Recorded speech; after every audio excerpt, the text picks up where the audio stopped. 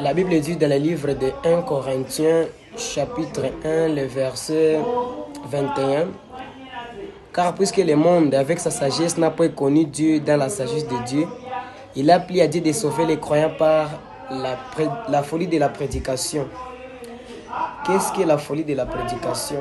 La folie de la prédication, c'est quand nous trouvons une sagesse qui vient de Dieu, qui n'est pas conforme à la sagesse que nous pouvons étudier dans ce monde.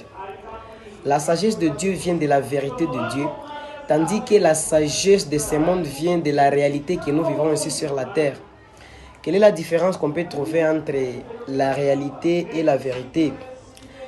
La réalité sont des choses qui sont palpables, les choses que nous pouvons voir et vivre. Pourtant, la vérité, c'est une chose qui est spirituelle et qui a une forte puissance que la réalité. Par exemple, dans la réalité des choses, il est impossible à une femme de 80 ans de concevoir une grossesse. Mais dans la vérité, rien n'est impossible à Dieu. C'est le cas de Sarah. Par la médecine charnelle, Sarah ne pouvait pas avoir l'enfant. Mais par la sagesse de Dieu, Dieu a opéré et Sarah a conçu la grossesse dans la vérité. Raison pour laquelle Jésus-Christ dit, vous connaîtrez la vérité et cette vérité fera de vous des hommes libres.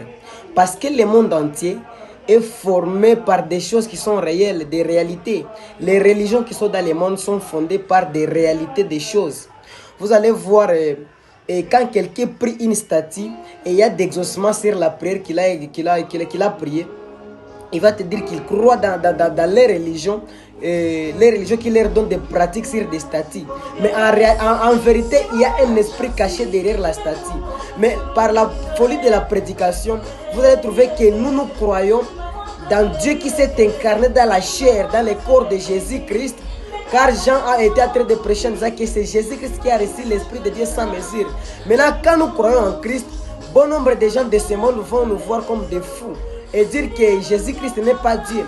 Alors que ce que vous devez connaître, que dans la loi spirituelle, c'est la loi où il y a les incarnations. Par exemple, quand le diable venait sur la terre pour tenter les hommes, le diable faisait quoi? Le diable s'incarnait dans les serpents. Raison pour laquelle on appelle les serpents le diable dans la spiritualité. Parce que le diable, quand il venait tenter les gens sur la terre, il s'incarnait dans les serpents. Quand il est venu tenter le Seigneur Jésus-Christ, il s'est incarné dans les serpents. Quand il était venu tenter Ève, il s'était incarné dans les serpents. Mais quand Dieu est venu visiter le monde, il s'est incarné dans un corps qui était saint, que Jésus-Christ.